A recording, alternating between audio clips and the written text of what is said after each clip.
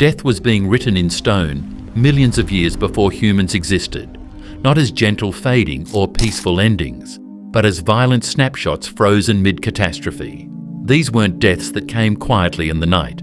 They were ambushes recorded in exquisite detail, last meals preserved inside ribcages, predators and prey locked together in eternal combat, entire herds buried alive mid-stride, and creatures suffocated in positions of desperate struggle.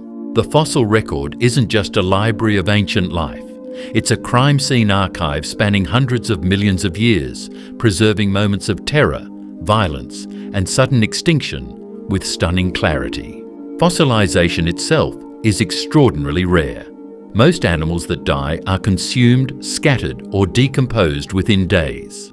For a death to become a fossil requires extraordinary circumstances, rapid burial, the right chemical conditions, and millions of years of geological patience. But when those conditions align during moments of violence or disaster, the results are spectacular. Paleontologists uncover battlefields frozen in time, victims of volcanic eruptions caught mid-flight, animals drowned in ancient floods with their last breaths visible in their postures, and predators who died with their teeth still embedded in their prey. These fossils tell stories that no living witness could ever describe.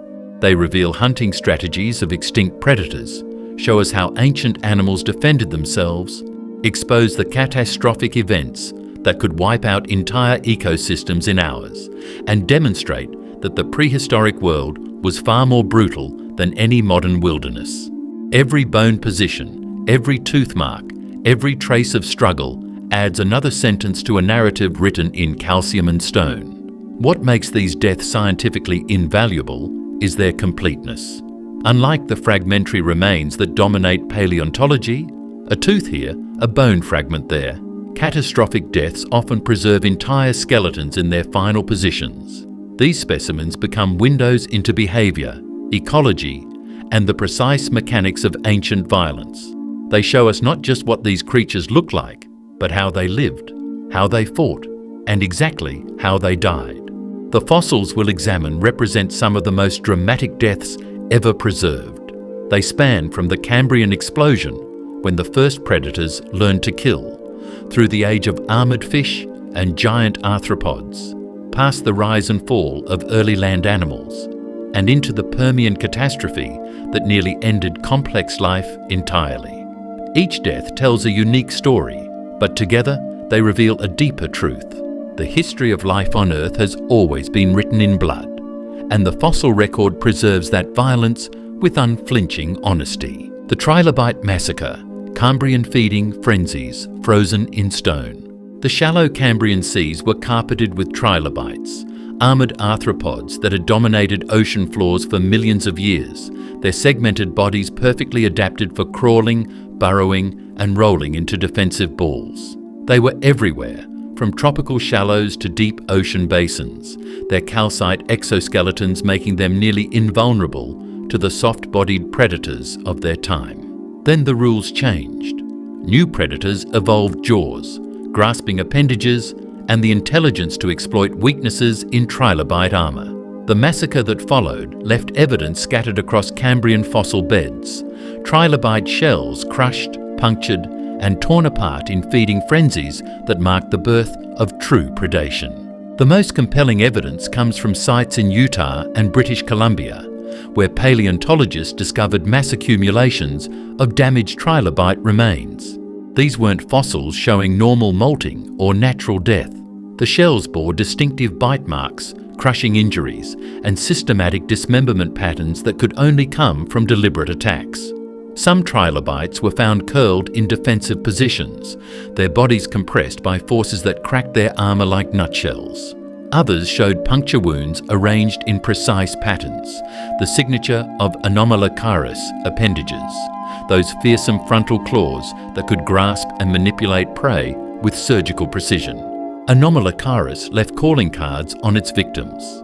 Scientists examining trilobite fossils under microscopes discovered scratch marks and gouges that matched exactly with the spines on Anomalocaris feeding appendages. Some trilobites showed evidence of multiple attacks. healed scars overlaid with fresh damage, suggesting these animals survived initial encounters only to fall victim to later assaults. The healing patterns revealed something remarkable. Trilobites could regenerate damaged exoskeleton segments, growing replacement armor over wounds. This meant predation pressure was so intense that natural selection favored individuals who could survive repeated attacks. One spectacular fossil bed in Newfoundland preserved a trilobite death assemblage that told a chilling story. Dozens of paradoxized trilobites, each nearly a foot long, were found in various states of dismemberment. Some were missing their heads, bitten clean off with enough force to shear through calcite armor. Others had their abdomens torn open, with internal segments scattered across the seafloor. The distribution pattern suggested a feeding event, possibly a swarm of predators converging on a trilobite molt site, where dozens of individuals were vulnerable during the hours their new exoskeletons needed to harden. The fossil evidence shows predators learned to exploit specific weaknesses. Trilobite armor was strongest along the dorsal surface and at the segment joints, but the underside remained relatively soft and vulnerable. Many damaged fossils show predators flip their prey, attacking from below where protective calcite was thinnest. Other specimens reveal attacks focused on the cephalon, the head shield, where sensory organs and mouthparts were located. Crushing these structures disabled the trilobite's ability to navigate and feed, ensuring a kill even if the predator couldn't immediately consume its prey. Some of the most dramatic specimens come from the Burgess Shale, where exceptional preservation captured moments of violence with stunning clarity. One fossil shows a trilobite with its pygidium, the tail shield, torn away, exposing the soft tissues beneath.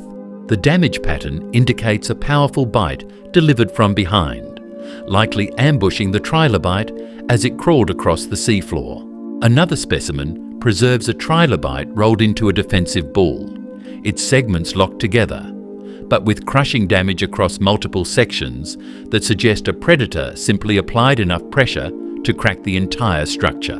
The evolution of the trilobite defensive curl itself provides evidence of escalating predator-prey warfare.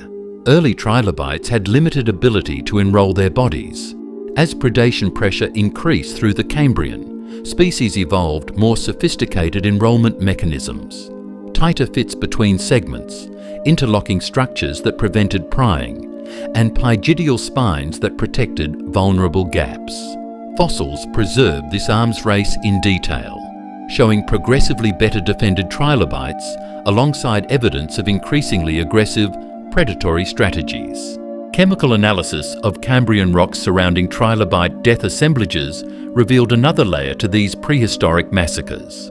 Researchers found elevated concentrations of organic compounds associated with decomposition, evidence of mass mortality events where dozens or hundreds of trilobites died simultaneously.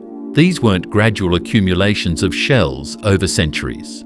They represented catastrophic events, possibly triggered by predatory swarms, sudden environmental changes that left trilobites vulnerable, or toxic algal blooms that immobilize prey while leaving predators mobile enough to exploit the situation. One of the most scientifically valuable discoveries involved a series of trilobite fossils from Morocco, showing progressive damage patterns across different life stages. Juvenile trilobites showed different injury types than adults. Smaller bite marks, less crushing force, evidence of attacks from smaller predators. This suggested predator-prey relationships were size-structured, with juvenile trilobites facing threats from smaller arthropods and soft-bodied hunters, while adults dealt with apex predators like Anomalocaris. The fossil evidence revealed an entire ecosystem organized around trilobite predation, with different species and life stages occupying distinct positions in a violent food web. The most haunting specimens are those preserving trilobites in their final moments of struggle. Some fossils show tracks leading to the death site, evidence the trilobite was crawling normally before the attack. The tracks terminate at the body, with surrounding sediment disturbed in patterns suggesting violent thrashing. Other fossils capture trilobites partially buried in sediment, their anterior segments exposed and damaged, while their posterior remains protected underground. These animals were caught while burrowing, attacked from above, and killed before they could fully escape into the safety of the seafloor. Bite mark analysis using modern forensic techniques revealed the biomechanics of Cambrian predation. The size and shape of wounds, combined with the force required to create them, allowed scientists to estimate predator jaw strength and attack angles. Results showed Anomalocaris could generate bite forces comparable to modern mantis shrimp, enough to crack calcite armour, but not sufficient to crush the thickest sections of trilobite exoskeleton. This explains why so many fossils show selective targeting of weak points rather than random crushing damage. The Cambrian trilobite massacres weren't just isolated incidents. They represented a fundamental shift in how life on Earth operated. Before this period, death came primarily from environmental factors, starvation or disease. The evolution of active predators introduced a new selection pressure that would shape animal evolution for the next 500 million years. Trilobites became armor testers, their bodies the proving ground for defensive strategies that would later appear in everything from armored fish to dinosaurs. The violence preserved in these fossils wasn't an aberration. It was the beginning of an arms race that continues today. Devonian drowning, placoderm, suffocation in anoxic waters. The Devonian oceans were ruled by placoderms, armoured fish with guillotine jaws and bodies encased in interlocking bone plates that made them virtually indestructible. Dunkleosteus terrelli, the apex predator of its age, could grow 30 feet long and bite with forces exceeding modern crocodiles. These were animals that feared nothing, top predators so dominant that their fossils typically show signs of age-related death rather than violence. But even the most powerful predators were helpless against an enemy that struck without warning from the water itself. Anoxia. Fossil beds across Ohio, Morocco, and Australia preserve mass death assemblages where dozens of placoderms suffocated together, their bodies frozen in positions of desperate struggle as dissolved oxygen vanished from the water around them. The Gogo Formation in Western Australia contains some of the most complete placoderm fossils ever discovered, preserved in limestone nodules that formed around their bodies as they died. These aren't scattered bones weathered over millennia. They're three-dimensional specimens with articulated skeletons, preserved soft tissues, and body positions that reveal their final moments. Many specimens show distinctive postures, bodies arched backward, jaws gaping wide, gill covers flared open. These are the universal signs of suffocation, positions animals assume when desperately trying to force water across oxygen-starved gills.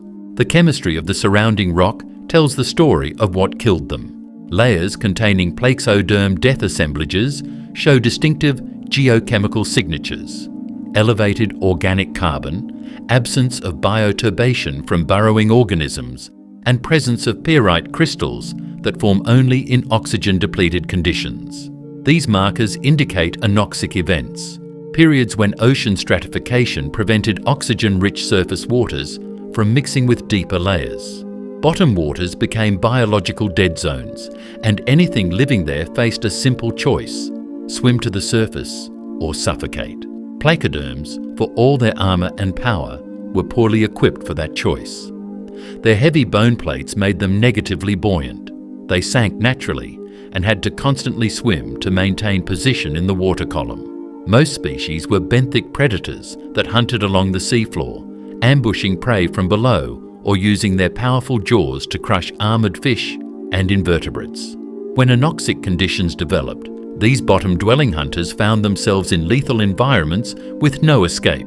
Swimming to oxygen-rich surface waters wasn't an option for animals built like underwater tanks. The fossil evidence shows they tried anyway. Some Dunkleosteus specimens from the Cleveland Shale of Ohio are found in unusual orientations, vertical rather than horizontal, bodies positioned as if they were swimming upward when they died.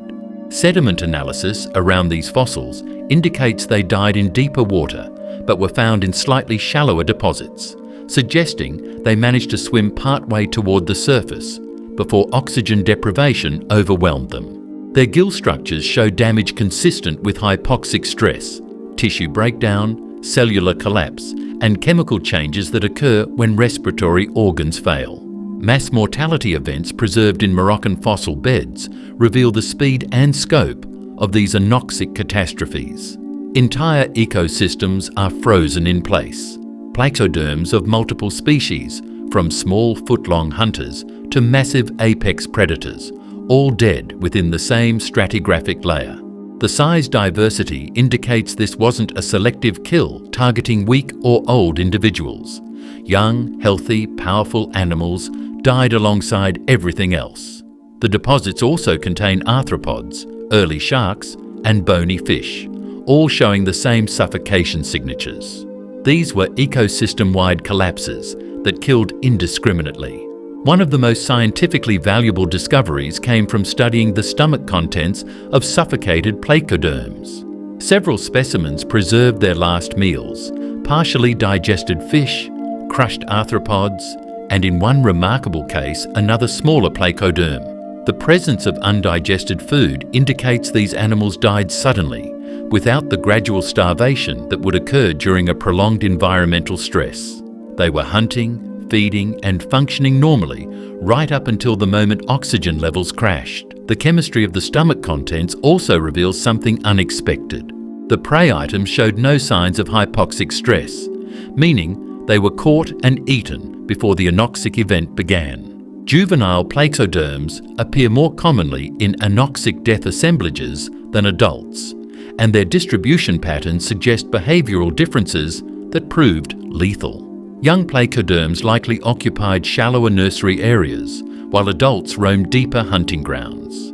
When anoxic bottom waters expanded upward, a process that could happen over hours or days, juveniles encountered the oxygen boundary first. Their smaller body size meant they had higher metabolic rates and oxygen demands relative to their mass. They asphyxiated faster than adults, and fossil beds preserve them in dense concentrations that represent nursery grounds transformed into mass graves. The preservation quality in some specimens is extraordinary enough to reveal soft tissue details invisible in typical fossils. CT scanning of go-go formation placoderms exposed muscle fibre orientation, blood vessel networks, and even preserved embryos inside pregnant females. These embryos died with their mothers, their tiny bodies showing the same suffocation postures as adults: curved spines, open mouths, extended fins. The discovery proved placoderms gave live birth, but it also documented family line extinctions, where entire genetic lineages vanished in single catastrophic events. Seasonal patterns in anoxic placoderm deaths suggest these weren't random occurrences, but predictable phenomena related to oceanographic cycles. Deposits from the late Devonian show repeated anoxic layers separated by intervals of normal sedimentation, indicating this was a recurring problem. Modern oceanographic research shows anoxic events often follow patterns: seasonal stratification strengthened by warm surface temperatures, algal blooms that crash and decompose while consuming oxygen, or shifts in ocean currents that interrupt normal circulation. Devonian placoderms survived in an environment prone to these killer events, and eventually those events became frequent enough to contribute to their extinction. The biomechanics of placoderm respiration made them especially vulnerable. Unlike later fish that developed sophisticated gill systems with countercurrent exchange mechanisms for maximum oxygen extraction, placoderms had relatively simple gill structures. Their armour also constrained gill movement. The very plates that protected them from predators limited the expansion needed for desperate gasping when oxygen became scarce. Fossils preserve this fatal design flaw. Armour-plated gill covers locked in partially open positions, frozen in configurations that weren't quite wide enough to save them. Some death assemblages contain predators and prey preserved together. Dunkleosteus lying among the smaller fish it typically hunted. In normal circumstances, these species would never be found in close proximity after death. Predators scatter remains, scavengers separate bodies, and currents distribute bones across wide areas. The fact that entire food webs are preserved in place indicates death came too quickly for normal decomposition processes. The anoxia killed everything simultaneously. Then the oxygen-depleted water prevented bacterial decay and scavenging, allowing exceptional preservation of complete ecosystems frozen mid-catastrophe. Fighting dinosaurs, the ultimate predator-prey, deathlock. Two skeletons lie intertwined in Mongolian sandstone, locked in combat for 75 million years. Velociraptor mongoliensis, its killing claw buried deep in the throat of its opponent, caught in the precise moment of delivering a fatal blow. Protoceratops andrewsi, its powerful beak clamped shut on the velociraptor's arm, refusing to release even as death approached. They died together, predator and prey, neither willing to yield, their struggle preserved with such exquisite detail that scientists can reconstruct the fight blow by blow. This fossil, discovered in the Jadokta Formation in Mongolia, represents the most spectacular predator-prey interaction ever preserved. A snapshot of Cretaceous violence frozen mid-execution. The discovery happened during a Polish-Mongolian expedition in the Gobi Desert, where paleontologists found something that seemed impossible: two complete skeletons, articulated and positioned as if they'd been buried alive mid-battle. The velociraptor's right leg is extended forward, its infamous sickle claw penetrating the Protoceratops's neck region near the jugular. The Protoceratops's beak has clamped down on the velociraptor's right forelimb, trapping it with enough force to fracture bones. Both animals are preserved on their sides, bodies pressed together, limbs overlapping in ways that could only result from active combat. The geology surrounding the fossils reveals what killed them. The sandstone formation indicates they were buried by a catastrophic sandslide, possibly triggered by the collapse of a dune face during their fight. The Jadokta Formation represents an ancient desert environment with massive sand dunes that could avalanche without warning. The sediment preserved between the skeletons shows no signs of water flow or gradual accumulation. It's consistent with sudden, rapid burial that killed both animals instantly. They suffocated under tons of sand while locked together, their struggle ending not because one defeated the other, but because the environment defeated both. Detailed analysis of the velociraptor's position reveals sophisticated predatory behavior. Its body is positioned for what paleontologists call the raptor-prey restraint technique, a method where the predator uses its weight, grasping arms and jaws to pin prey, while delivering killing strikes with its toe claws. The velociraptor's left arm is extended forward, likely gripping the Protoceratops, while its legs are positioned to deliver repeated slashing kicks. This matches biomechanical models of how dromaeosaurs hunted, using their stiffened tails for balance while standing on one leg to attack with the other. The Protoceratops wasn't dying passively. Its beak, a powerful structure capable of shearing through tough plant material, has closed with enough force on the velociraptor's arm that bones show compression fractures. The beak's position on the lower forearm, near the wrist, suggests the Protoceratops caught the velociraptor during a grasping attempt.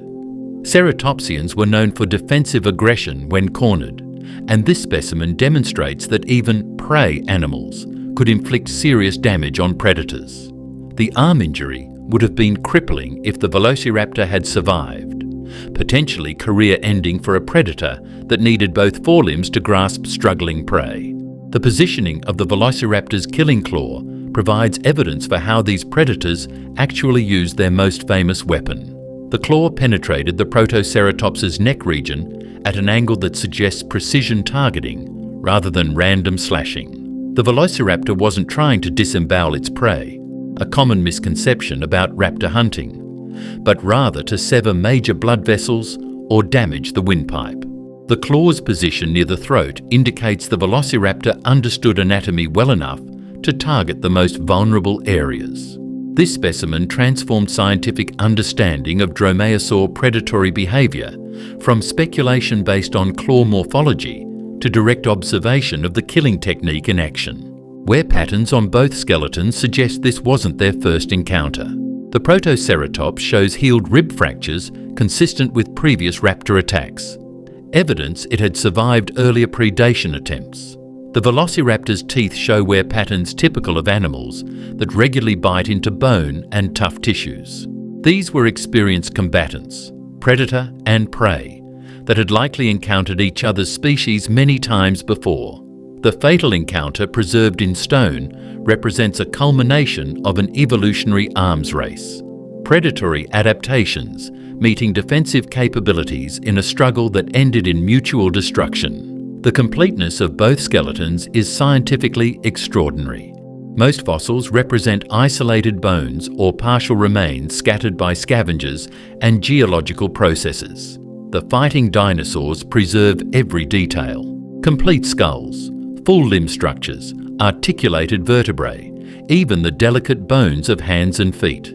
This completeness allows unprecedented analysis of anatomy, biomechanics, and behavior.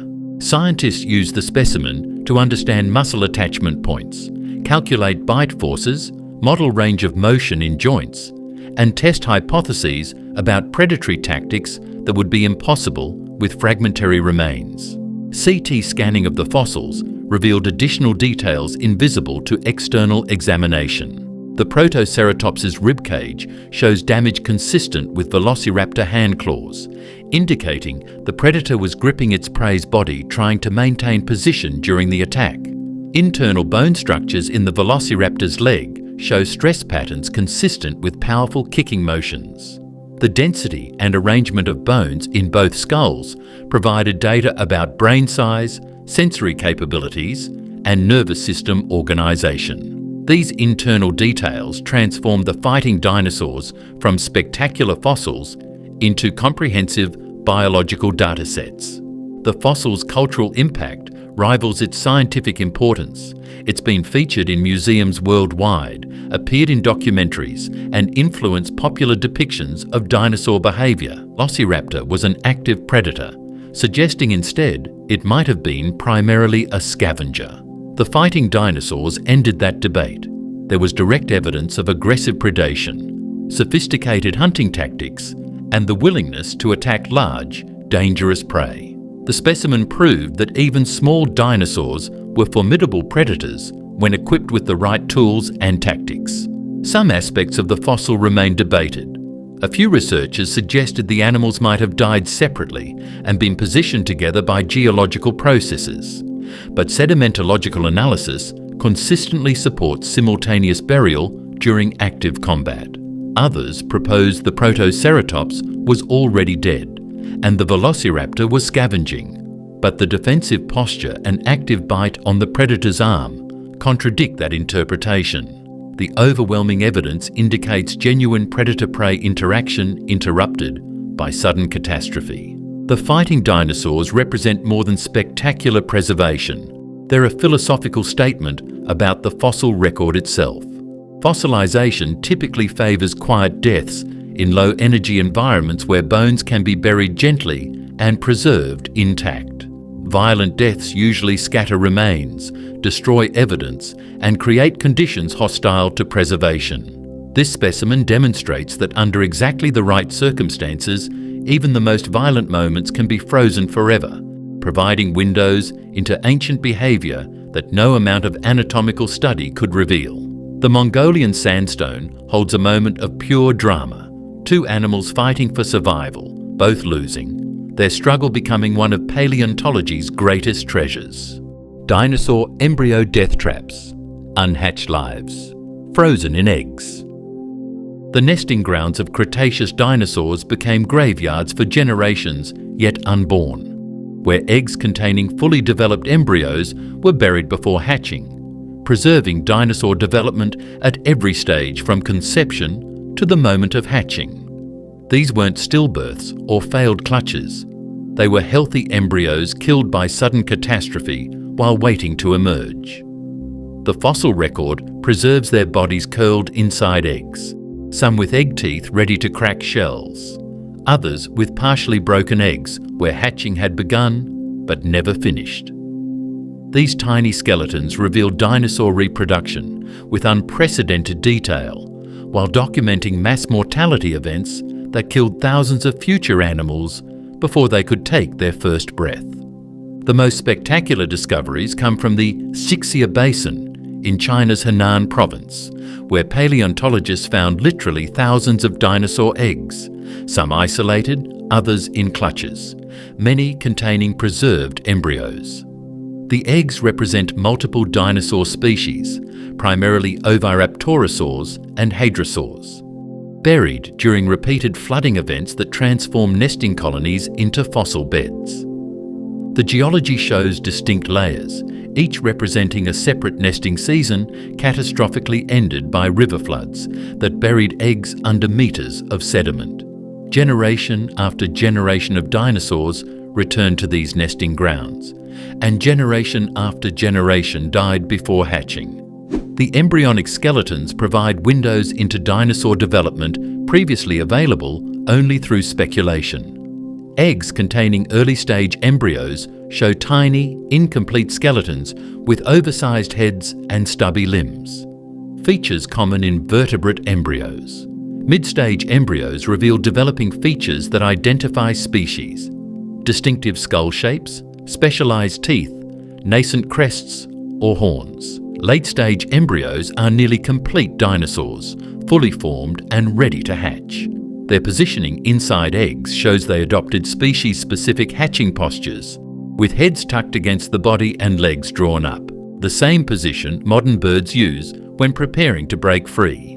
One remarkable oviraptorosaur egg from Jiangxi province contains an embryo preserved in the exact moment of hatching. The egg is cracked open along natural fracture lines, and the embryo's skull bears a visible egg tooth, a temporary structure used to break shells from within. The embryo's neck is curved back in the characteristic hatching position, head pressing against shell interior where the egg tooth would have made contact. This animal died during the hatching process itself, likely when sudden burial interrupted the emergence sequence. The preservation is so exquisite that tiny claws on the embryo's forelimbs show details invisible in adult fossils. The clutch arrangements reveal sophisticated nesting behaviors. Eggs are found in organized circular or linear patterns, carefully spaced with the pointed ends angled downward or inward, positioning that maximizes temperature regulation through the arrangement. Some clutches show evidence of sediment layers between eggs, indicating females buried eggs partially during laying, protecting them from temperature fluctuations and predators. One clutch from Mongolia preserves an adult oviraptor positioned directly over eggs in brooding posture, adult and embryos dying together when a sandstorm buried the nest. This spectacular fossil proved oviraptorosaurs, whose name ironically means egg thief, were devoted parents, not nest raiders. Pathological embryos document the hazards of prehistoric reproduction. Some embryonic skeletons show developmental abnormalities, malformed limbs, incomplete skull ossification, twisted spines that would have prevented hatching. These animals died from congenital defects, not external catastrophe. Their preservation allows scientists to study dinosaur developmental biology, identifying genetic or environmental factors that caused birth defects millions of years ago. Other embryos show arrested development at specific stages, suggesting environmental stresses like temperature fluctuations or inadequate humidity interrupted proper growth. The cause of death for most embryos was environmental catastrophe. Sedimentological analysis reveals multiple disaster scenarios that buried eggs before hatching.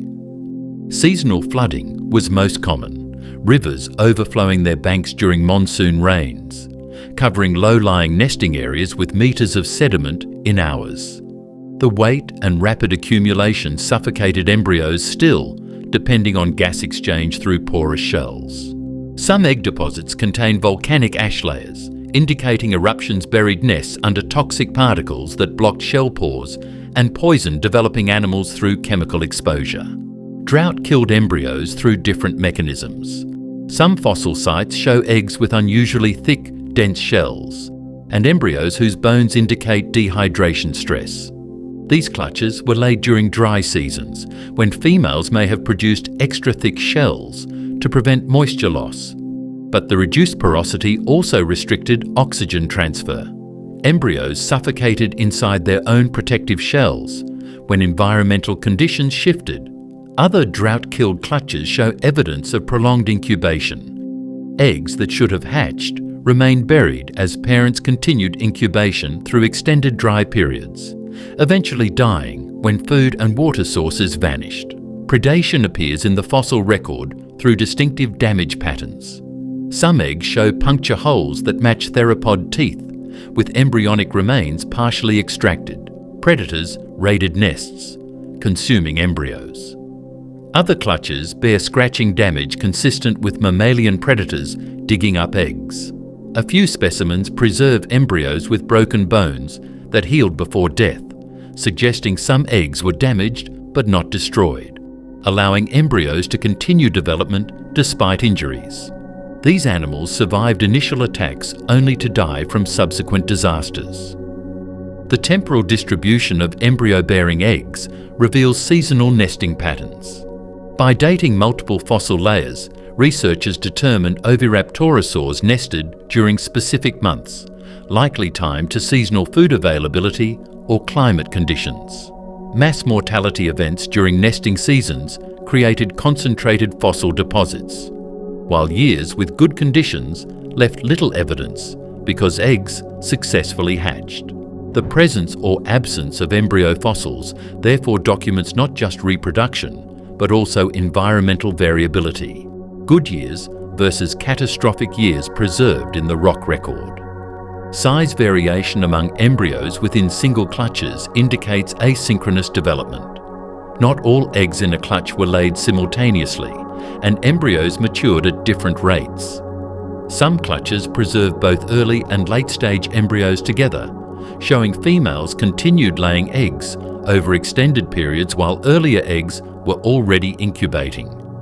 This staggered development may have been an evolutionary strategy.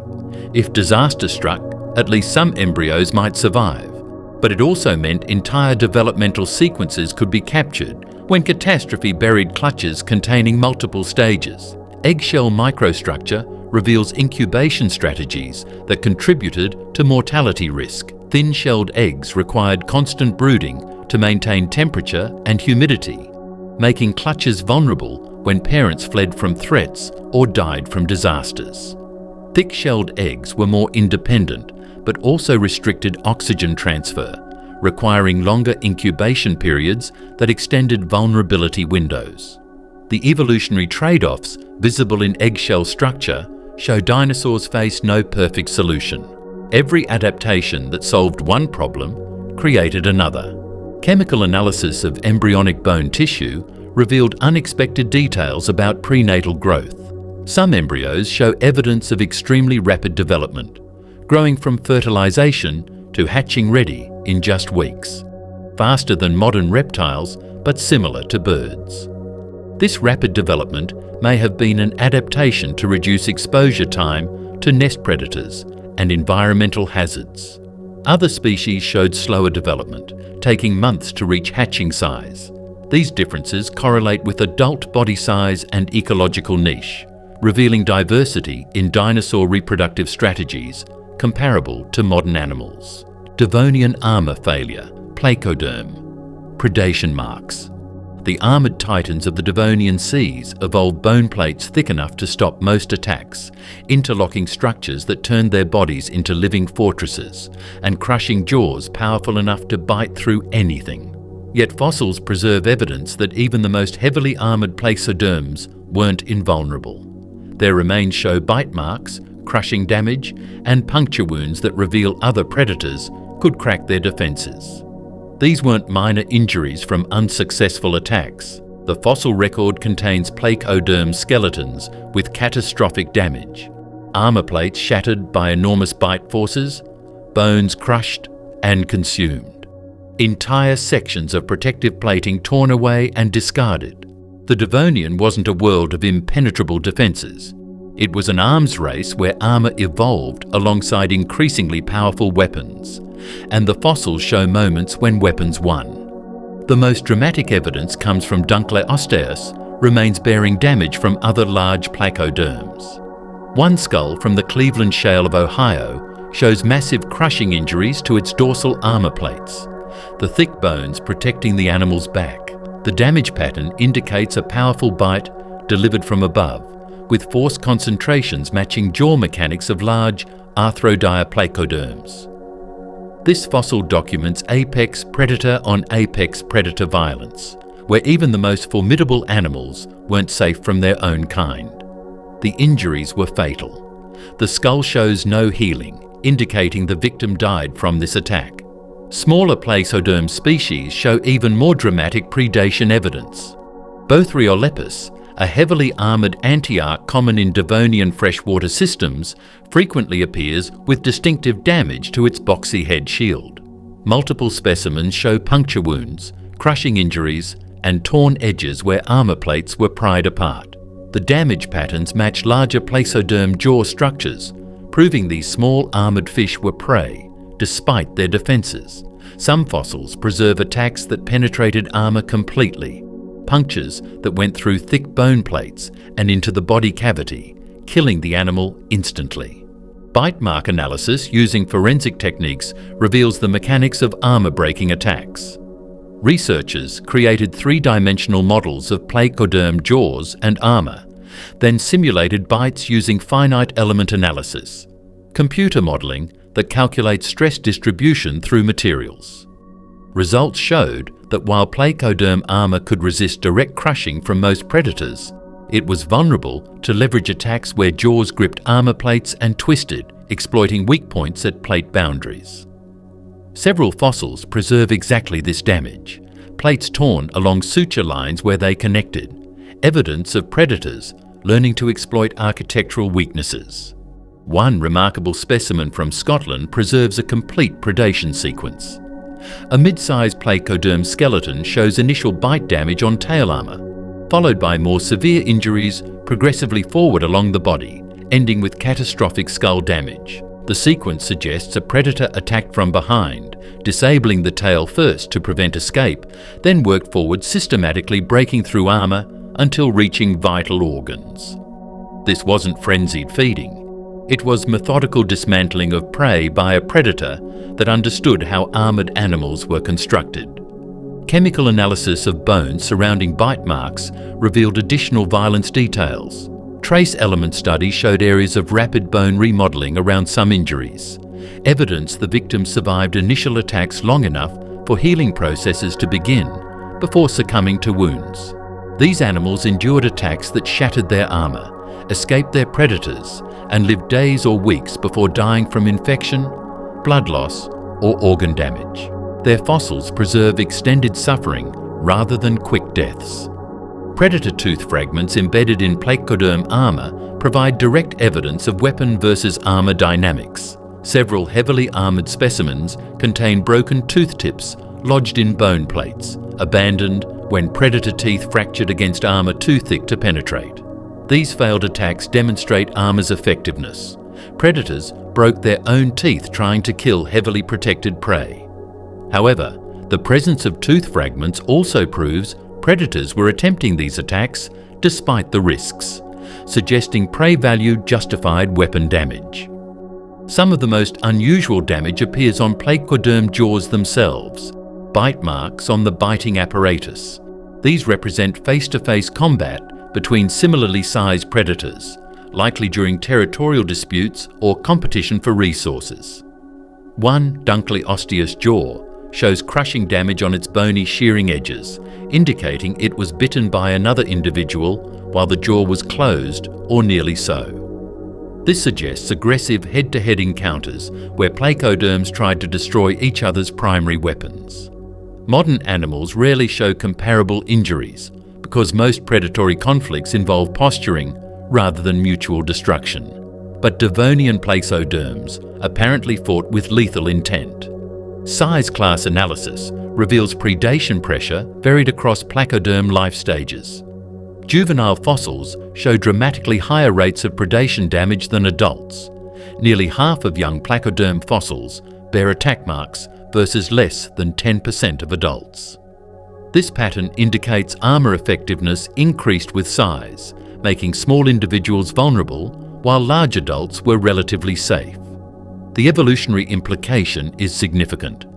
Placoderms faced intense selection pressure to grow quickly, reaching sizes where their armour provided genuine protection rather than just slowing predators down. Freshwater placoderms faced different predation pressures than marine species. Bothriolipus and similar antiarchs lived in rivers and lakes, where the primary predators were other placoderms and large predatory fish. Their fossils show more concentrated damage to specific body regions, mainly the head shield and pectoral appendages, suggesting freshwater predators developed specialized techniques for attacking these animals. Marine placoderms faced more diverse threats and showed corresponding variability in injury patterns, indicating they were attacked by multiple predator types using different strategies. The evolutionary response to predation appears in the fossil record as progressively heavier armour through the Devonian. Early placoderms had relatively thin plates with gaps between them. Later species evolved thicker bones, tighter plate connections, and additional protective structures like spines and ridges that made grasping difficult. This armour escalation reached its peak in the late Devonian with species like Titanichthys, which had armour so massive it likely compromised swimming ability. The arms race between predator jaws and prey armour drove both to extremes that may have contributed to placoderm extinction when environmental conditions shifted. Predation marks on placoderms reveal information about extinct predator species known only from fragmentary remains. By matching bite patterns to jaw fossils, paleontologists identified several large predators whose complete skeletons have never been found, but whose feeding habits are documented through the marks they left. This indirect evidence shows the Devonian contained even more predatory diversity than the skeletal record alone suggests, with ghost lineages of predators known only through their victims. The psychological impact of predation pressure appears indirectly through placoderm behaviour preserved in trace fossils. Some burrows show placoderms spent extended periods hidden in excavated shelters, emerging only briefly to feed. This behaviour implies constant predation risk that altered activity patterns, forcing prey animals into lifestyles centred on avoiding encounters rather than freely roaming their environments. The same armour that protected them also imprisoned them in defensive behaviours. Ultimately, placoderm armour proved insufficient against the combination of predation pressure and environmental change. The late Devonian extinctions wiped out most armoured fish, while more agile, less armoured competitors survived. The fossils bearing predation marks document an evolutionary gambit that worked for millions of years, thick armour providing protection against contemporary threats, but eventually became a liability when ecosystems restructured. The bite marks preserved in stone are battle scars from war armour eventually lost. Permian apocalypse, the end. Permian mass suffocation. The greatest mass extinction in Earth's history killed with brutal efficiency, not through fire or flood, but by removing the very air animals needed to breathe. 252 million years ago, as the Permian period ended, massive volcanic eruptions in Siberia released such enormous quantities of greenhouse gases that global temperatures soared, oceans stagnated, and oxygen levels crashed to levels insufficient to support complex life. The fossil record preserves this apocalypse in horrifying detail. Complete ecosystems buried where they died, animals frozen in positions of distress, mass death assemblages showing no size or species preferences. Everything killed simultaneously by an atmosphere that turned lethal. This wasn't gradual decline or selective extinction. It was planetary suffocation captured in stone. The Karoo Basin in South Africa contains one of the most complete records of the extinction event, with rock layers documenting life immediately before, during, and after the catastrophe. The pre-extinction layers are rich with fossils, therapsids, mammal-like reptiles including the famous Lystrosaurus and Gorgonopsian predators, large amphibians, and diverse reptiles representing a thriving terrestrial ecosystem. The extinction horizon itself is marked by a distinctive change in sediment color and composition, reflecting altered environmental chemistry. Above this boundary, diversity collapses catastrophically. Most species disappear entirely. The few survivors appear in reduced numbers and show evidence of severe stress. The most heartbreaking fossils come from vertical burrows dug by Lystrosaurus and other therapsids seeking refuge underground. These burrows penetrate meters deep into sediment, with animals positioned at the bottom in curled positions typical of distress. Some burrows contain multiple individuals, entire families that retreated underground together, trying to escape toxic surface conditions. They died in their refuges, preserving their final attempt at survival in stone. The burrows show no signs of collapse or flooding. The animals weren't trapped by physical burial, but rather succumbed to atmospheric conditions that penetrated even underground shelters. Chemical analysis of extinction boundary sediments reveals what killed them. Rocks from this period show massive enrichment in carbon isotopes, indicating volcanic carbon dioxide release, sulfur isotopes documenting acid rain, and trace metal concentrations proving ocean anoxia spread globally. The volcanic eruptions in Siberia, the Siberian traps, weren't brief explosive events, but prolonged effusive eruptions that continued for hundreds of thousands of years, releasing greenhouse gases faster than Earth systems could absorb them. Global temperatures increased by 10 degrees Celsius or more. Oceans warmed and stratified, preventing oxygen mixing. On land, atmospheric oxygen concentrations dropped while toxic gases increased. The physiology of oxygen deprivation explains the extinction's selectivity. Large animals with high metabolic rates died first and most completely. These included the dominant therapsid predators and large herbivores that required substantial oxygen intake to support their activity levels.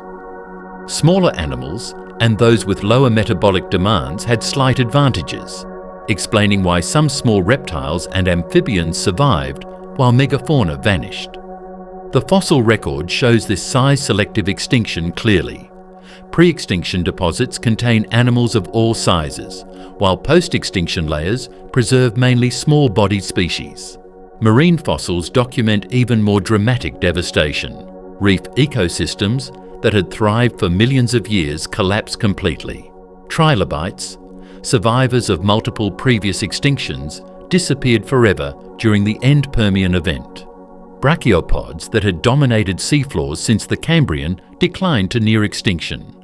The marine extinction rate exceeded 95% of species, making this the closest life on Earth has come to total annihilation. Fossil deposits from China preserve complete reef communities buried in place, showing diverse ecosystems transformed into graveyards within geological instants. The mechanism of marine death was hypoxia, oxygen starvation, combined with hydrogen sulfide poisoning. As oceans warmed and circulation slowed, bottom waters became anoxic. Sulfate-reducing bacteria thrived in these oxygen-depleted conditions, producing hydrogen sulfide that accumulated to toxic levels. Eventually, this poisoned water welled up from ocean depths into shallow habitats normally rich with life. Marine animals faced a choice between shallow waters filled with toxic gas and deeper waters with no oxygen. Neither option was survivable. Mass death assemblages from marine deposits show complete ecosystems killed simultaneously, exactly the pattern expected from widespread hypoxia events. Terrestrial vertebrate fossils preserve behavioral responses to environmental deterioration. Some animals show evidence of migration toward higher latitudes or elevations seeking cooler temperatures and better oxygen availability.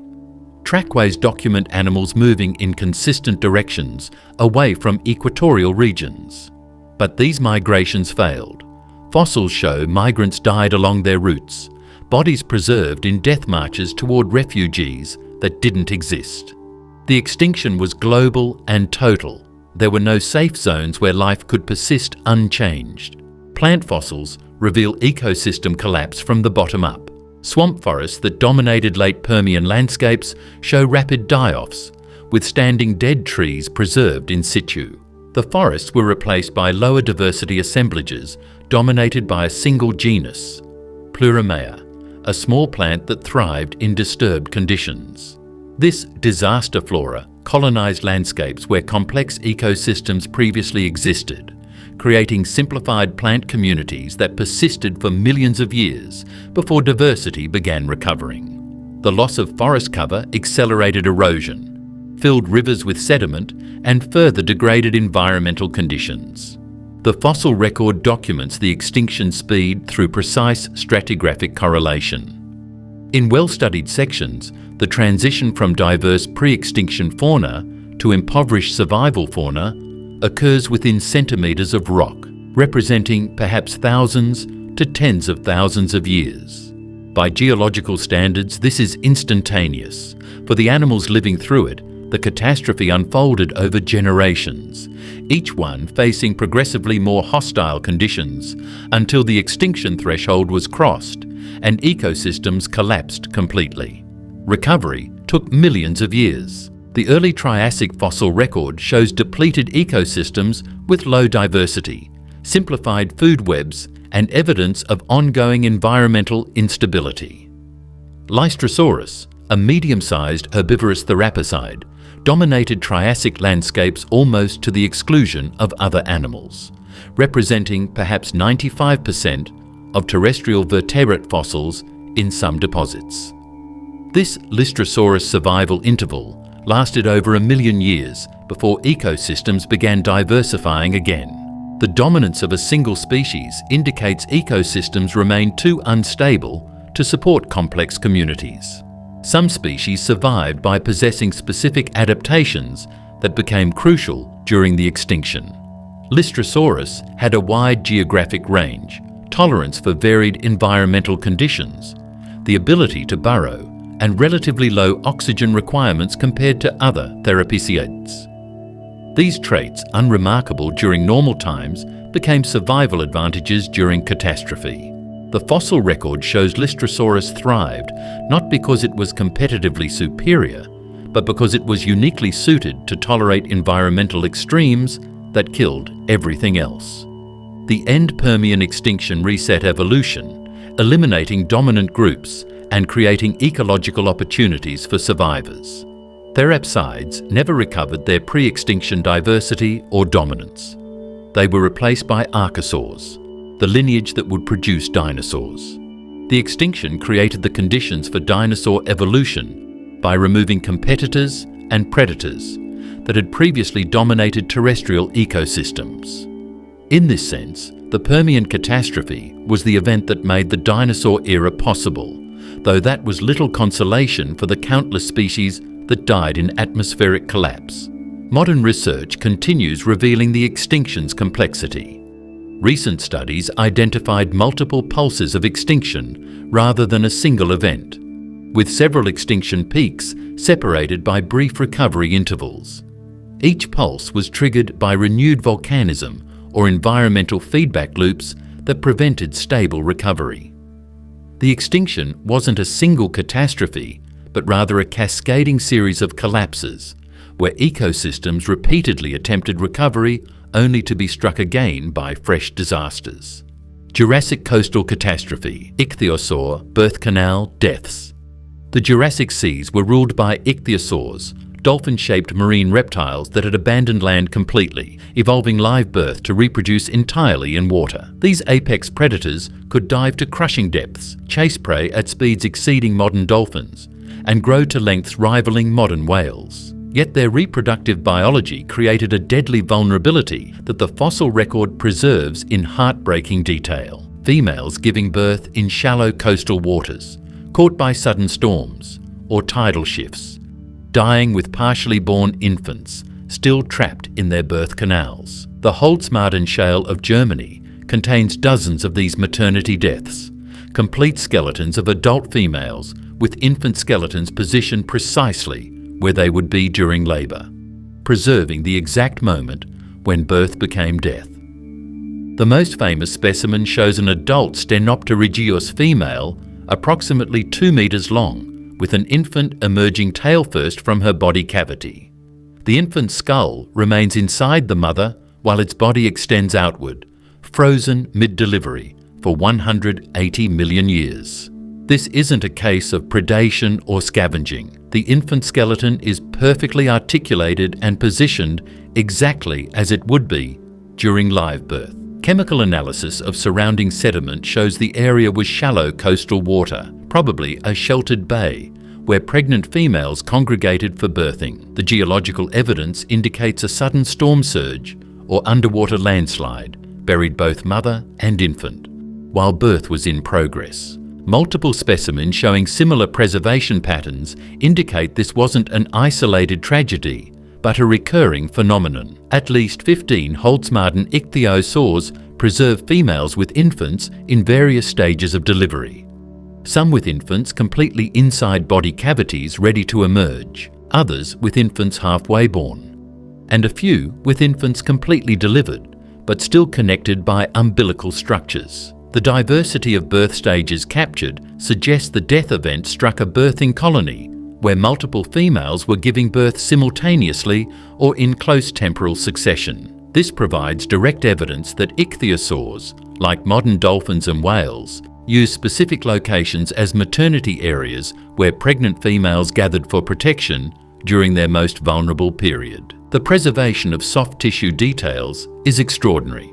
Some specimens show carbonized outlines of skin, revealing ichthyosaurs had smooth, scaleless hides, like modern marine mammals. More remarkably, several specimens preserve traces of the birth canal itself, mineralized tissue lining the reproductive tract. This allows scientists to study ichthyosaur reproductive anatomy with precision impossible from bones alone. The birth canal orientation and structure prove definitively that ichthyosaurs gave birth tail first, exactly like modern cetaceans. This adaptation prevents infant drowning during the extended labor process.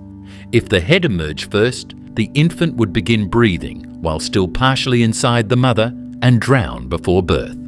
The infants themselves provide insights into ichthyosaur development. They were proportionally large at birth. Some newborns measure 1/3 to half the mother's length, indicating substantial investment in individual offspring rather than producing many small young. Their skeletal development shows they were precocial, born with well-ossified bones and fully formed swimming structures ready for immediate, independent swimming.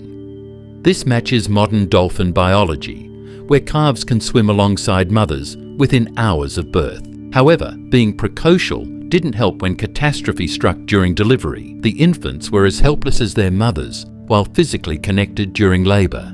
Several specimens preserve multiple fetuses inside single females, documenting litter sizes. Most show 1 to 4 infants, with variation possibly reflecting species differences or individual health status. One remarkable specimen contains 6 fetuses in various developmental stages, suggesting either twins at multiple positions in paired uterine horns, or possibly superfetation, becoming pregnant again while already pregnant. The latter phenomenon occurs in some modern sharks and could explain the mixed developmental stages visible in this fossil. If ichthyosaurs practice superfetation, it means their reproductive biology was even more complex than previously understood. Pathological specimens reveal that birth complications occurred in prehistoric marine reptiles just as they do in modern animals. One female shows evidence of a malpresented infant, positioned head first instead of the normal tail first orientation. The skull morphology and position indicate this infant became stuck during delivery, ultimately killing both mother and offspring. The mother's pelvic bones show fractures and distortion consistent with desperate attempts to deliver an infant in the wrong position. This breech birth, preserved in stone, documents that reproductive complications have killed mothers and infants for hundreds of millions of years. Geographic distribution of birthing death sites identifies specific bays and coastal areas used repeatedly as maternity grounds across thousands of years. Multiple fossil layers at Holzmaden contain birthing females, indicating ichthyosaurs return to these locations generation after generation, despite previous disasters. This site fidelity mirrors modern whale behaviour. Certain bays serve as traditional calving grounds used for centuries or millennia based on optimal characteristics like warm, shallow water, protection from predators and storms, and proximity to food resources. The repeated catastrophes captured in fossils show that even ideal nursery areas couldn't guarantee safety. The emotional resonance of these fossils is impossible to ignore. While science must remain objective, the specimens depicting mothers dying while giving birth create visceral reactions even among hardened paleontologists. These aren't just data points documenting reproductive biology, they're tragedies preserved across geological time, moments when life's most vulnerable process intersected with catastrophe. The mothers' bodies protected their infants even in death, keeping skeletal remains in anatomical position through fossilization. Perfect scientific data derived from perfect tragedy. Modern research continues extracting information from these specimens using non-destructive imaging technologies. CT scanning reveals internal bone structures, growth patterns, and developmental stages invisible from external examination.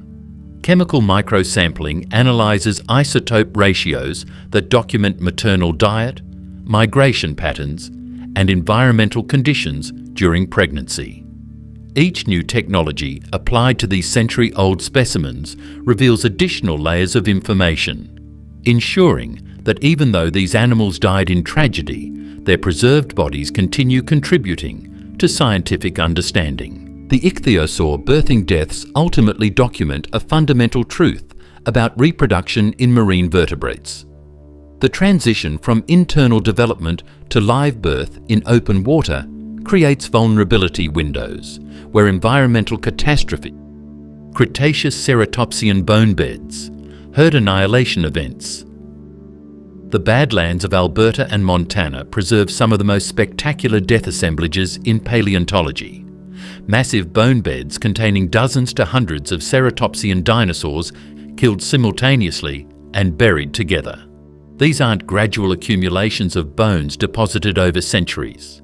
They're snapshots of single catastrophic events that wiped out entire herds in moments, preserving complete-size distributions from hatchlings to elderly adults, documenting social structures and herd compositions that would be impossible to determine from isolated fossils. The bones lie tangled together in chaotic masses, many still articulated in partial skeletons, all oriented in consistent directions, indicating they died while fleeing from unstoppable disaster. The Centrosaurus bone bed at Dinosaur Provincial Park in Alberta is among the most spectacular. This single deposit contains remains from an estimated hundreds of individual Centrosaurus, a rhinoceros-sized ceratopsian with a single nose horn and elaborate frill decorations. The bone density is staggering. Excavation units consistently yield multiple individuals per square metre. Size distribution analysis shows the herd contained animals of all ages, juveniles, subadults, and adults, in proportions matching a natural breeding population rather than a predator-selected assemblage. This indicates the entire herd died together, not gradually or selectively, but as a complete social unit caught by catastrophe. The geological context reveals the kill mechanism. The bone bed occurs within ancient river channel deposits, sandstones and conglomerates, representing high-energy flood events. The sediment grain size and sedimentary structures indicate flash flooding, sudden water surges carrying tremendous volumes of sediment and debris. The dinosaur bones are mixed with transported trees, pebbles, and other materials, all showing consistent orientation aligned with ancient current directions. The evidence overwhelmingly indicates the herd attempted to cross a river during seasonal flooding, was caught by sudden water level rise and drowned en masse as the flood swept them downstream. Individual bone preservation documents the violence of death. Many bones show impact damage, fractures, splintering, and crushing consistent with bodies being tumbled in turbulent water and smashed against rocks or each other. Some skulls are crushed flat, Limb bones show spiral fractures from being bent beyond their mechanical limits while still fresh. Ribs are found in compressed masses, where entire rib cages collapse under battering. The physical trauma recorded in fossils indicates these animals died terrifying deaths, churned through raging floodwaters while unable to reach safety. Yet some specimens show surprisingly good articulation despite flood transport. Several partial skeletons preserve multiple connected vertebrae, intact limbs, and even articulated feet, indicating these individuals may have died from drowning before significant transport occurred. Their bodies remained relatively intact while being carried downstream until buried by sediment. Other specimens are completely disarticulated, suggesting they decomposed partially before final burial or endured more violent transport. The variation in preservation within single bone beds documents different death trajectories. Some animals drowned quickly, while others survived longer, struggling through the flood before succumbing. Size class distribution reveals herd social structure. Juvenile Centrosaurus are abundant, but slightly underrepresented compared to expected ratios in breeding populations, suggesting young animals were somewhat more likely to survive the initial flood by being carried to safety or had already been left in separate nursery groups. Adults cluster in certain size classes, possibly reflecting age-based hierarchy or sexual dimorphism. The presence of very old individuals, identified through extensively remodeled bone surfaces and pathologies typical of aged animals, proves even elderly herd members remained integrated in groups rather than being abandoned, suggesting ceratopsians practiced social care that kept old animals with the herd until death. Multiple bone beds from different time periods document recurring disasters. Alberta's Badlands contain at least 3 major Centrosaurus bone beds separated by millions of years of geological time, indicating this wasn't a freak occurrence, but a predictable hazard of ceratopsian ecology. These animals migrated seasonally, following vegetation patterns and travelling between breeding and feeding grounds. Their migration routes crossed major rivers that flooded predictably during spring snowmelt or summer monsoons. Generation after generation, herds attempted dangerous crossings, and generation after generation, some herds miscalculated and died. The repetitive nature of mass drowning events visible in the fossil record suggests ceratopsians never evolved effective strategies to avoid this risk. Pachyrhinosaurus bone beds in Alaska document similar catastrophes in Arctic environments. These northern ceratopsians formed huge herds that may have numbered in the thousands based on bone bed density and extent. One site on the Colville River contains an estimated tens of thousands of individuals distributed across multiple bone lenses, representing either one massive herd or multiple herds using the same river crossing repeatedly. The Arctic deposits show additional hazards. Ice breakup during spring thaw created unpredictable and deadly river conditions. The combination of rapid water volume increase, floating ice chunks, and unstable footing made river crossings even more dangerous than in southern regions.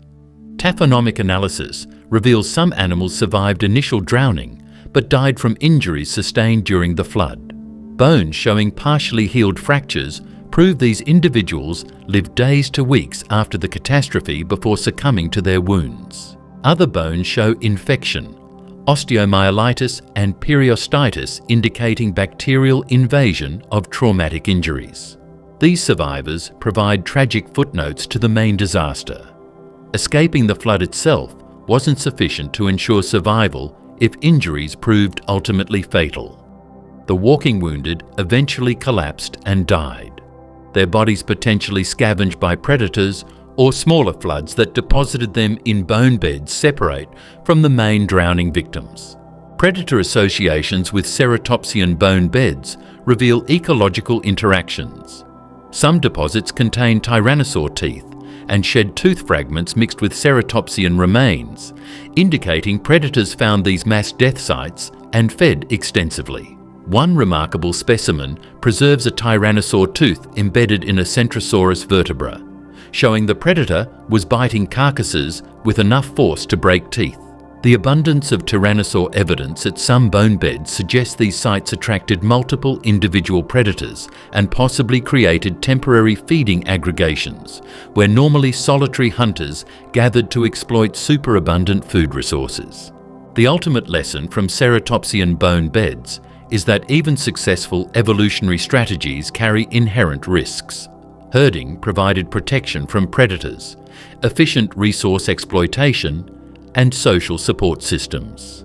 Seasonal migration allowed access to productive environments year-round, but the combination of these adaptive behaviours created vulnerability to catastrophic failure modes where entire populations could be destroyed in single events. The fossil record preserves these failures, documenting moments when evolutionary advantages became fatal liabilities under exactly the wrong circumstances. Triassic Archosaur. Mud traps, Coelophysis congregation. Deaths.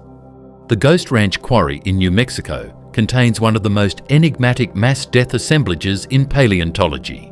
Hundreds of Coelophysis skeletons concentrated in a single deposit, with no clear explanation for why so many early dinosaurs died together. These weren't random accumulations or gradual bone deposits. They represent a mass mortality event that killed dozens to hundreds of slender, bird-like predators simultaneously, preserving them in a chaotic tangle of bones that has puzzled scientists since its discovery. The deposit contains animals of all ages and sizes, their skeletons intertwined and overlapping, many still partially articulated, all buried rapidly under circumstances that remain debated decades after excavation. Coelophysis was a primitive theropod dinosaur, one of the earliest members of the lineage that would eventually produce Tyrannosaurus and birds. It stood roughly waist-high to humans, possessed long necks and tails, and likely hunted small prey using speed and agility. The Ghost Ranch specimens show remarkable uniformity. Nearly all belong to the same species, with only occasional remains of other animals mixed into the deposit. This monospecific concentration is unusual in fossil assemblages, which typically preserve diverse communities. The overwhelming dominance of a single dinosaur species indicates either selective mortality mechanisms or specific behaviours that concentrated Coelophysis before death struck. The geological setting provides limited clues about the kill mechanism. The bone bed occurs within mudstone deposits, representing a dried or seasonal water body, perhaps a pond or stream that contracted during drought. The sediment is fine-grained and lacks evidence of high-energy water flow like floods or storms. Instead, it suggests relatively calm deposition, inconsistent with catastrophic burial scenarios like flash floods that created ceratopsian bone beds. The mystery deepens. What calm process could kill hundreds of active predators simultaneously and bury them without scattering their remains? One hypothesis proposes drought concentration. During extended dry periods, water sources across the Triassic landscape would have contracted to isolated pools. Thirsty Coelophysis might have congregated at remaining water sources, gradually assembling in unnaturally high densities. If that water source then dried completely, contained toxins, or became anoxic from decomposition of dead animals, the concentrated dinosaurs would have died from dehydration, poisoning, or other drought-related causes. Their bodies would have collapsed around the dried waterhole, creating the concentrated deposit. Subsequent flooding could have buried the remains gently without disturbing the arrangement. Alternative hypotheses suggest poisoning by volcanic gases or contaminated water. The Triassic Southwest experienced significant volcanic activity, and toxic gases could have accumulated in low-lying areas where they suffocated animals. Lakes and ponds might have developed lethal concentrations of dissolved carbon dioxide, hydrogen sulfide, or other volcanic gases that killed drinking animals. Modern examples exist. Lake Nyos in Cameroon released dissolved carbon dioxide in a single catastrophic event that suffocated thousands of animals and humans. A similar limnic eruption in the Triassic could explain mass death without violent trauma or sedimentological evidence of disaster. The age distribution among Ghost Ranch Coelophysis provides clues about social structure. The assemblage contains juveniles, subadults, and adults in proportion suggesting these animals lived in mixed age groups rather than segregating by size class. This indicates social behaviour where young animals remained with adults, possibly receiving protection, learning hunting strategies, or benefiting from cooperative behaviours. The mass death preserved this social structure intact, showing how the entire population was organised at the moment of death. The skeletal preservation is variable across the quarry. Some individuals are nearly complete and articulated, with skulls attached, vertebral columns intact, and limbs in anatomical position. Others are completely disarticulated jumbles where bones from multiple individuals intermix. This variation suggests different decay stages before burial or differential preservation based on microenvironments within the deposit. Well-articulated specimens likely were buried rapidly, while soft tissues still held skeletons together. Disarticulated remains might have lain exposed longer, allowing decomposition and scavenging before sediment covered them. Paleo-environmental reconstruction suggests the Ghost Ranch area was semi-arid with seasonal rainfall during the late Triassic. This environment would have created boom-bust cycles where resources were abundant during wet seasons but became critically scarce during droughts. Coelophysis populations might have fluctuated dramatically following resource availability, building to high numbers during good years only to crash during bad years. The bone bed could represent a population crash, too many predators competing for too few prey during a catastrophic drought that killed the ecosystem from the bottom up. Recent chemical analysis of bone tissue provides new evidence about death timing. Researchers examined bone histology, the microscopic structure of fossilized bones, looking for growth line patterns. Results showed many individuals died during the same season, identified through synchronized growth cessation lines visible across multiple specimens. This seasonal synchronization suggests environmental triggers tied to annual cycles, supporting drought hypotheses where a particular season brought lethal conditions. If deaths occurred across multiple years, growth lines would show random patterns rather than synchronization. The absence of large predator remains in the bone bed indicates Coelophysis wasn't killed by predation from bigger carnivores. If larger predators had attacked the congregation, their teeth and bones would likely appear mixed with the prey remains. Instead, the site is nearly exclusively Coelophysis, ruling out predation-based mass mortality. This strengthens environmental explanations. Only environmental catastrophes kill without leaving predator evidence. Comparison with other Triassic sites reveals Ghost Ranch isn't unique. Similar monospecific death assemblages of early dinosaurs and dinosaur relatives appear in late Triassic deposits worldwide, Argentina, Germany, and elsewhere.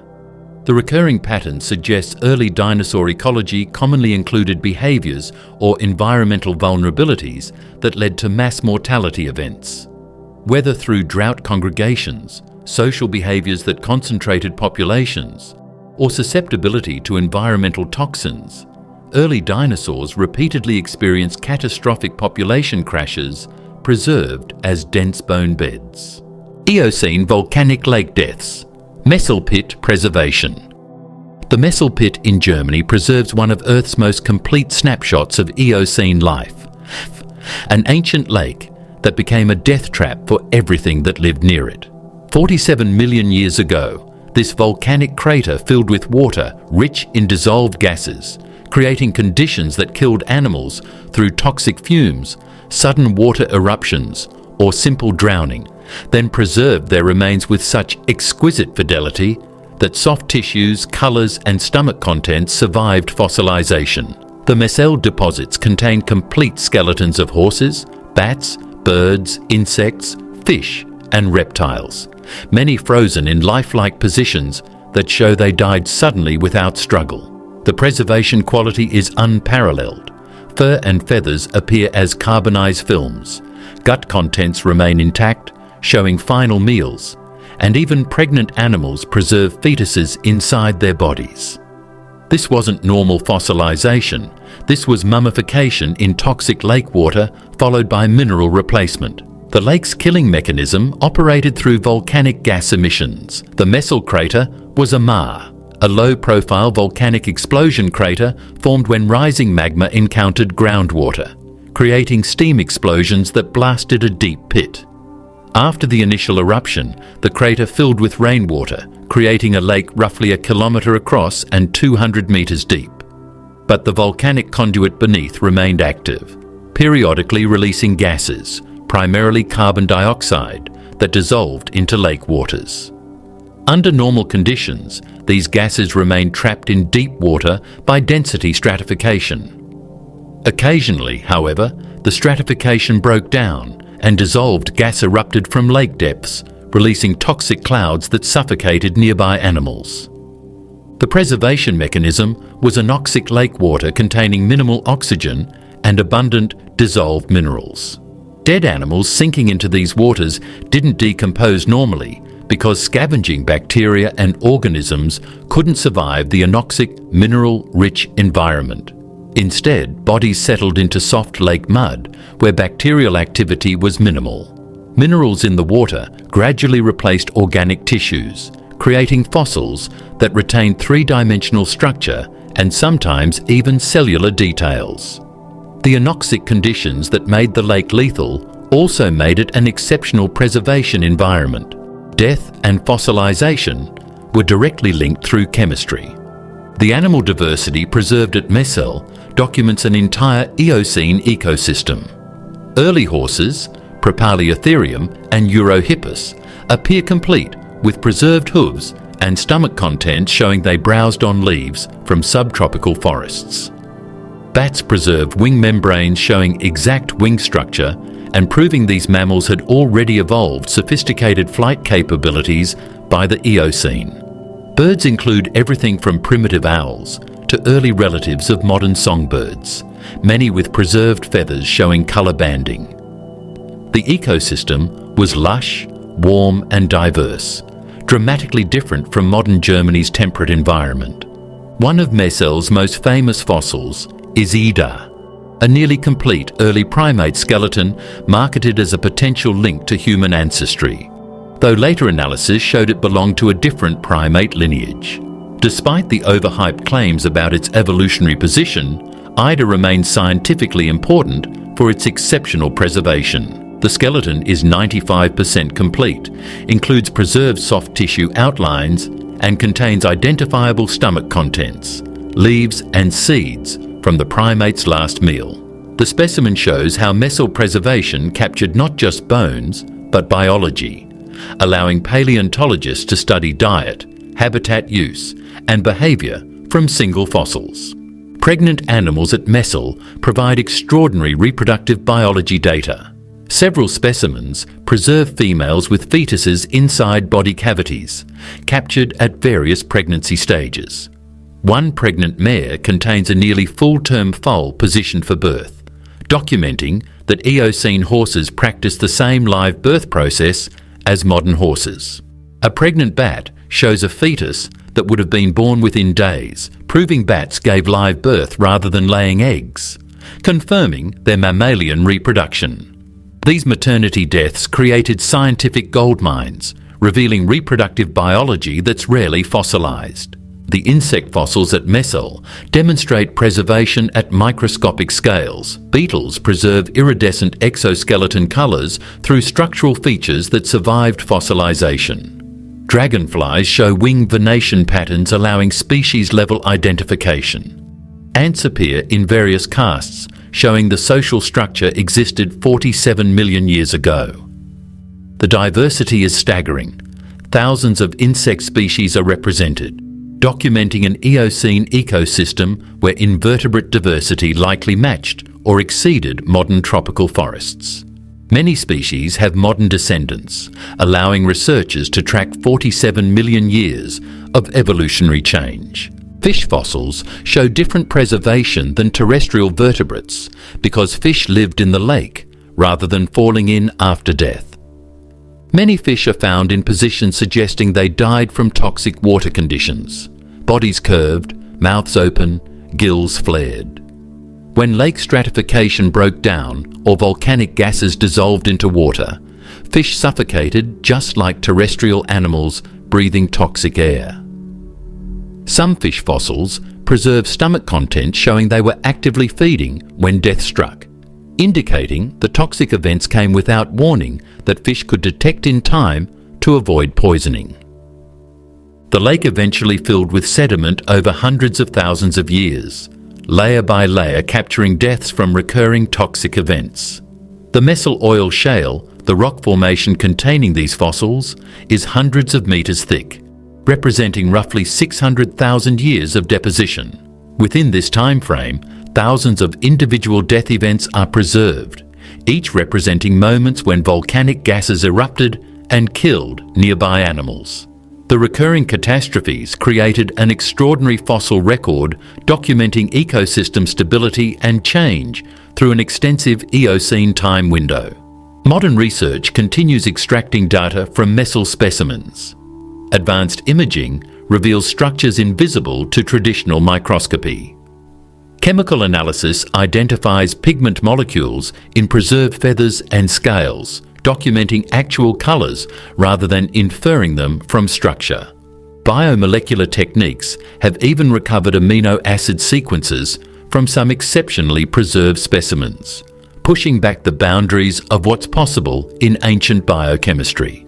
Each technological advance reveals additional information from fossils collected decades ago, ensuring Messel continues contributing to science. The ultimate significance of Messel is documenting how death and preservation intersect. The volcanic lake was lethal to animals living nearby, but that lethality created preservation conditions that captured life in unparalleled detail. The toxicity that killed also protected remains from decomposition. The very characteristics that made the environment dangerous made it scientifically invaluable. Messel demonstrates a paradox of paleontology. The best fossils often come from the deadliest environments, places where life was precarious and death became immortalized in stone. Devonian fish kill layers, mass asphyxiation events. The Devonian oceans experienced catastrophic oxygen collapse events so severe they killed everything in entire ocean basins, creating fossil layers consisting almost entirely of dead fish stretched across thousands of square kilometres. These weren't gradual die-offs, but sudden mass mortality events where thriving ecosystems were transformed into graveyards within hours or days. The fossil record preserves complete death assemblages. Fish of all species, sizes and ages lying in random orientations. Bodies overlapping. Mouths agape. Gill covers flared. Universal signs of suffocation captured in stone. These Devonian fish kill layers document what happens when ocean chemistry shifts beyond habitability thresholds, removing oxygen faster than animals can escape or adapt. The Cleveland Shale of Ohio and the Gogo Formation of Australia contain the most extensively studied examples. In the Cleveland Shale, paleontologists discovered layers up to several meters thick, consisting almost entirely of fish fossils with minimal intervening sediment. The density of remains is staggering, hundreds of individual fish per square metre, representing dozens of species from tiny juveniles to apex predators, like Dunkleosteus. The lack of size or species selectivity indicates environmental catastrophe rather than predation or disease. Everything died together, regardless of swimming ability, armour, ecological niche, or life stage. The fossilization quality reveals death was sudden and burial immediate. Many fish are preserved completely articulated with all bones in anatomical position, spines connected to skulls, fin rays attached to supporting structures, gill arches intact. This preservation requires burial before decomposition or scavenging can scatter remains. Chemical analysis of surrounding sediments shows conditions hostile to scavengers existed during and after the kill event. The water column remained anoxic for extended periods, preventing bacteria, invertebrates, or surviving fish from consuming corpses. The dead were preserved by the same conditions that killed them. Skeletal positions document distress behaviours. Many fish are preserved with bodies curved into C shapes, the death pose resulting from muscle contractions during oxygen deprivation. Gill covers are locked in fully extended positions, frozen in desperate attempts to force water across suffocating respiratory surfaces. Some fish show evidence of rapid swimming immediately before death, bodies oriented horizontally with fins extended in swimming positions, suggesting they were fleeing when oxygen finally ran out. Others appear to have sunk to the bottom while still alive and died lying on sediment, evidenced by crushed or bent fins beneath body weight. The distribution of fish within kill layers provides clues about death sequences. Bottom-dwelling species, armoured placoderms and early sharks that normally lived at or near sea floors are found mixed with mid-water swimmers and surface-oriented species. This indicates the entire water column became uninhabitable, not just bottom waters. The mixing also shows dead and dying fish sank through the water column, creating accumulations that don't reflect normal living distributions. The fossil layers are vertical snapshots of entire communities compressed into horizontal deposits. Chemical signatures in the rocks document the kill mechanism. Sediments within fish kill layers show elevated organic carbon, indicating bacterial blooms that consume available oxygen. Pyrite crystals, iron sulfide minerals forming only in oxygen-free conditions, appear throughout death assemblages. Trace element ratios prove reducing conditions existed where sulfate-reducing bacteria produced hydrogen sulfide, transforming seawater into a toxic soup. The fish didn't just suffocate from lack of oxygen, they were poisoned by hydrogen sulfide that blocked respiratory proteins even when trace oxygen remained. Multiple kill layers separated by normal sediments indicate this wasn't a one-time catastrophe, but a recurring phenomenon. The Cleveland Shale contains at least 5 distinct mass mortality horizons, each representing a separate anoxic event. Between kill layers, sediments contain normal marine fossils and trace fossils from burrowing organisms, proving ecosystems recovered between catastrophes. But recovery was temporary. Every few thousand years, conditions shifted again, and oceans killed everything living in them. The cyclical nature suggests predictable environmental triggers, possibly seasonal turnover events or periodic climate shifts that destabilized ocean chemistry. Modern oceanographic analogues explain these ancient catastrophes. Today's dead zones, regions where oxygen depletion kills marine life, form through similar mechanisms. Warm surface water stratifies above cold deep water, preventing mixing. Nutrients from upwelling or runoff trigger algal blooms that die and decompose, consuming oxygen. As bottom waters become anoxic, sulfate-reducing bacteria thrive and produce hydrogen sulfide.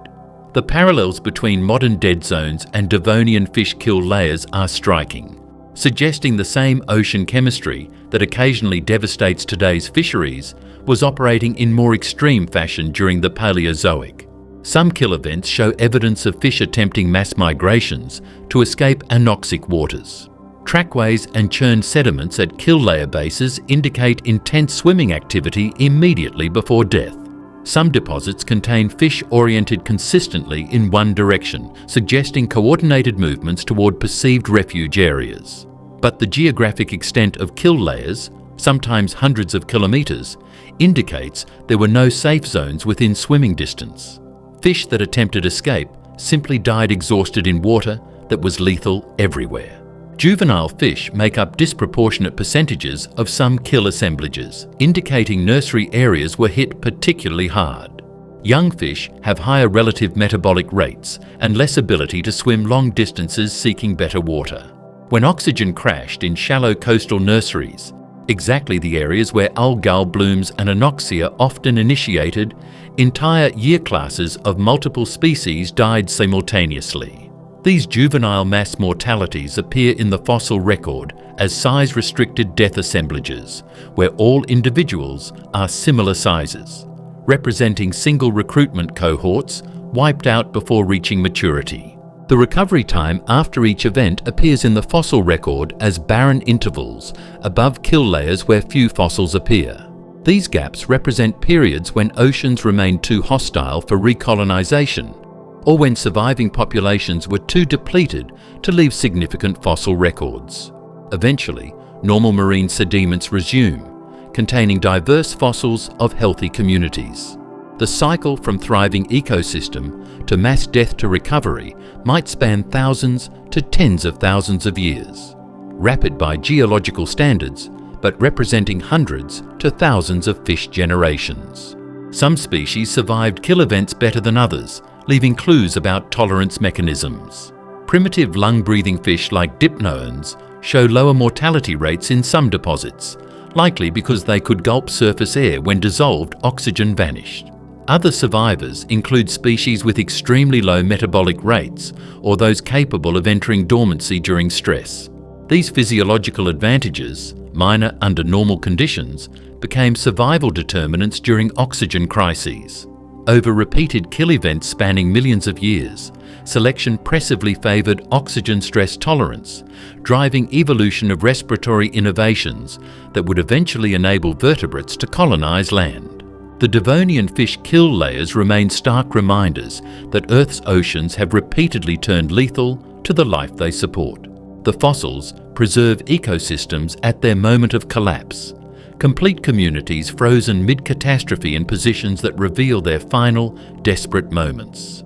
These death assemblages are windows into planetary-scale disasters, preserved with clarity that makes the victims seem fresh, rather than hundreds of millions of years gone. The fish died quickly, but their deaths were preserved slowly, molecule by molecule, until stone replaced bone and created monuments to mass suffocation events that rewrote Devonian evolution. Permian fish eating frenzy, Gorgonopsian feeding assemblages.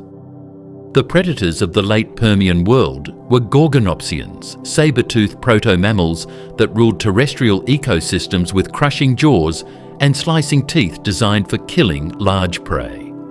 Yet some of the most dramatic Gorgonopsian fossils show these land-based predators engaged in behaviour no one predicted.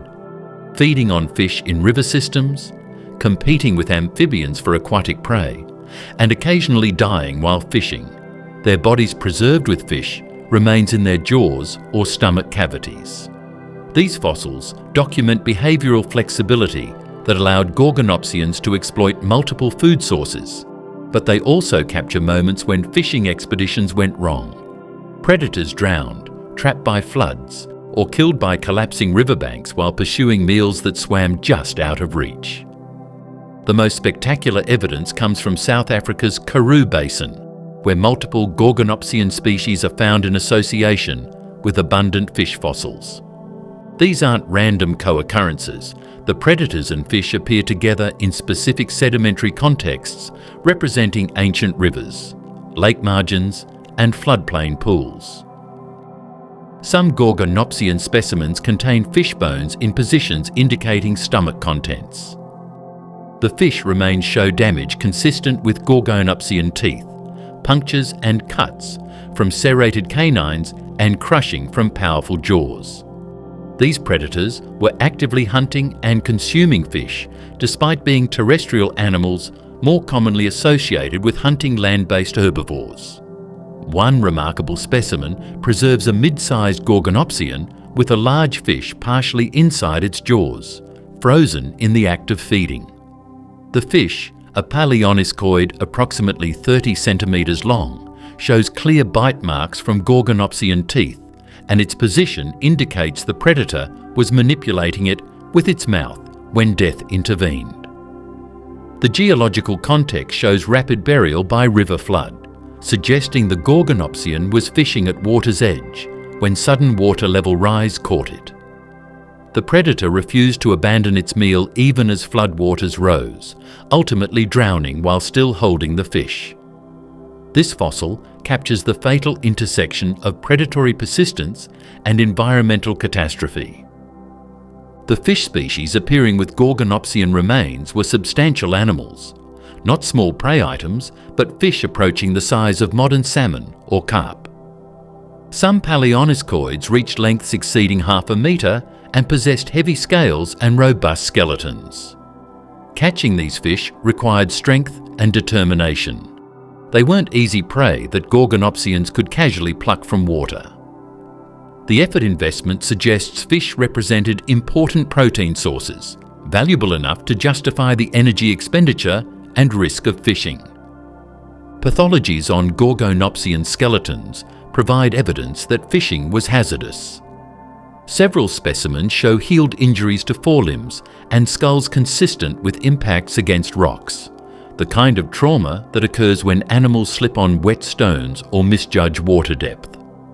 One skull shows a healed fracture to the snout region, possibly sustained when striking submerged rocks while lunging at fish. These injuries prove Gorgonopsians engaged in fishing frequently enough that accidents accumulated over lifetimes, leaving permanent skeletal scars documenting dangerous behaviour. The temporal distribution of Gorgonopsian fish associations reveals seasonal patterns. Deposits containing abundant fishing evidence cluster in sediment layers representing dry season conditions, shrinking rivers, isolated pools, and concentrated aquatic life. This indicates Gorgonopsians intensified fishing during droughts when terrestrial prey dispersed to follow remaining water sources while fish became trapped in predictable locations. The seasonal strategy makes ecological sense. Exploit easily accessible fish during droughts, then return to hunting terrestrial herbivores when wet seasons restore normal prey distributions. Some fossil sites preserve multiple Gorgonopsians, together with fish remains, suggesting social fishing or at least tolerance of conspecifics during feeding opportunities. One deposit in Tanzania contains 3 Gorgonopsian individuals of varying sizes found with abundant fish fossils in sediments representing a dried riverbed. The size distribution, 1 large adult and 2 subadults, might represent a family group that fished together, or simply multiple solitary hunters attracted to the same productive fishing spot. Modern predators show both patterns. Some fish socially, while others merely tolerate proximity when food is abundant. Evidence of drowning appears in several Gorgonopsian specimens associated with aquatic deposits. Sediment fill inside ribcages indicates animals inhaled mud-laden water during death struggles. Limb position suggests some individuals were trapped in soft riverbed mud while fishing, unable to extract themselves before water rose and drowned them. These deaths weren't dramatic catastrophes, but rather tragic accidents. Predators that ventured too far into water, misjudged substrate stability, or simply had bad luck when environmental conditions shifted suddenly. Competition between Gorgonopsians and large temnospondyl amphibians for fish resources appears in deposits where both predator groups occur together. Temnospondyls were crocodile-like amphibians perfectly adapted for aquatic hunting, possessing streamlined bodies, powerful tails, and jaws optimized for catching fish. Finding Gorgonopsians fishing in the same location suggests either extreme fish abundance sufficient to support multiple predator groups or desperate hunger-driving land predators to challenge superior aquatic hunters for food. Some Gorgonopsian fossils show injuries consistent with temnospondyl bites, evidence of violent competition for fishing territories. The preservation of stomach contents in terrestrial predators typically requires exceptional circumstances. Rapid burial before decomposition destroys soft tissues. The presence of identifiable fish bones in multiple Gorgonopsian specimens indicates these deaths occurred in or very near water where burial could happen quickly. River floods, collapsing banks, or quicksand-like sediments provided the rapid burial necessary to preserve stomach contents. Each specimen represents an individual Gorgonopsian that died shortly after feeding, its last meal preserved as evidence of its final behavioral decisions. The end Permian extinction that eliminated Gorgonopsians also destroyed the fish species they hunted. The fossil record shows both predators and prey disappeared simultaneously during the catastrophic environmental collapse. The behavioral flexibility that allowed Gorgonopsians to exploit multiple food sources, both terrestrial herbivores and aquatic fish, proved insufficient when global ecosystems collapsed completely. No amount of dietary diversity could save them when nearly all food sources vanished simultaneously. Modern paleontological research continues revealing unexpected Gorgonopsian behaviours through careful analysis of fossil associations. What initially appeared to be random co-occurrence of predators and fish is now recognised as evidence for complex ecological interactions. The fishing Gorgonopsians demonstrate that even animals strongly adapted for terrestrial predation can exploit aquatic resources when circumstances favour it, and that behavioural flexibility characterised proto-mammals millions of years before modern mammals diversified. The fossils preserve not just anatomy, but decisions. Individual Gorgonopsians that chose to hunt in water, accepted the risks, and sometimes paid the ultimate price for meals that led them into environments where they didn't belong. Their deaths in river sediments created the evidence that now documents their surprising versatility and the hazards of ecological opportunism.